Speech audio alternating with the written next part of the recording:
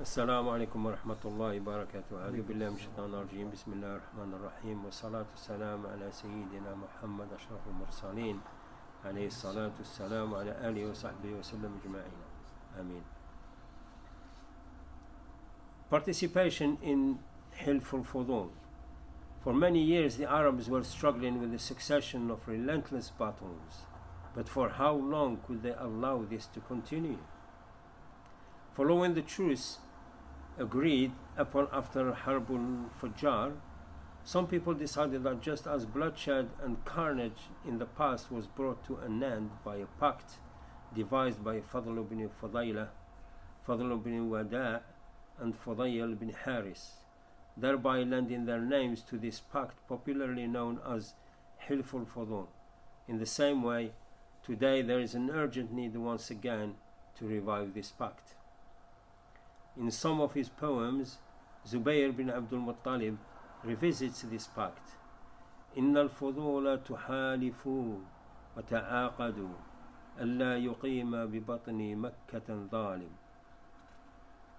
Translates as indeed the three Fadls, Fadl ibn Fudayla, Fadl ibn Wada' and Fudayl ibn Haris, all made a solemn pledge that no oppressor would be permitted to live within the valley of Mecca. أمر عليه التعاهد وتواثقوا فالجار والمؤتر فيهم سالم.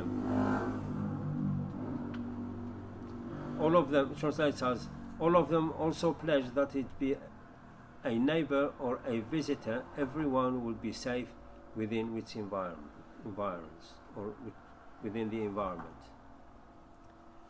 When Harb al-Fujjar formally drew to a close, an unsteady revival of Hilf al-Fudul war launched in the sacred month of Dhul Qa'dah.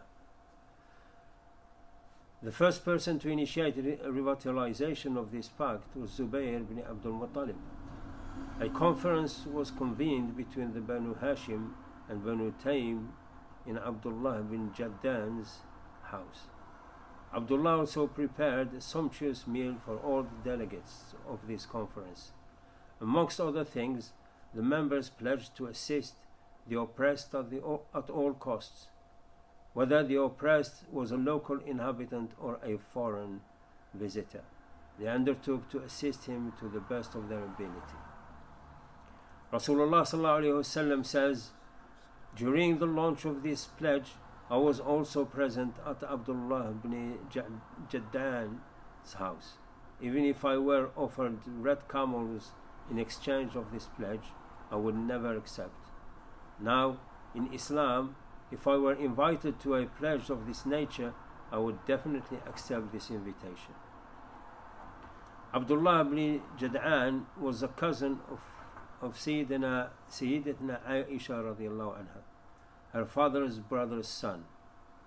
Once Sayyidatuna Aisha radiallahu anha asked, O Prophet of Allah, Abdullah ibn Jad'an was an extraordinarily hospitable man.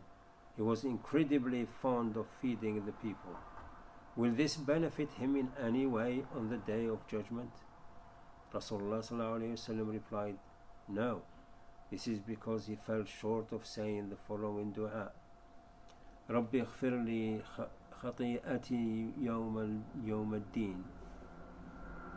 Translates as, O my sustainer, pardon my sins on the day of reckoning.